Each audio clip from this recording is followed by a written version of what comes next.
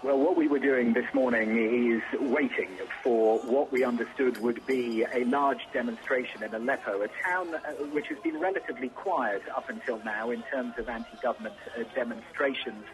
This is the commercial centre of Syria and has been relatively quiet here. What we were told today is that there would be three groups of protesters that would march on the central square. We went to one part that we understood people would be gathering at, and this is what we witnessed. We saw from our cab a scuffle breaking out. We got out of our cab, ran towards the scuffle, when the scuffle kind of turned in our direction and came towards us. So we ducked into a blacksmith, a hardware store on the side of the road, and this is what Pete Milnes, Sky News cameraman, caught on his mobile device through the window. You can see clashes. It's very difficult to make out who is a protester and who is security personnel, but you see there that someone sustained quite a serious head injury. He was taken away.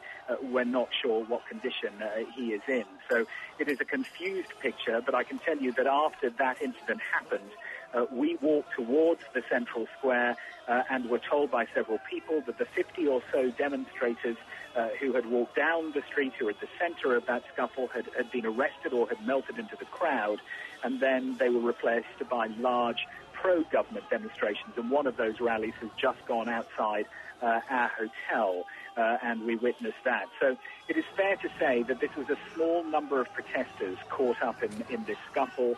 A number of people we have spoken to here saying broadly President Assad and the government here is pretty popular in Aleppo, which is a relatively wealthy centre. But as you can see from these pictures, there is disquiet about his leadership and about the pace of his reforms. And we know that elsewhere around the country there have been similar scenes.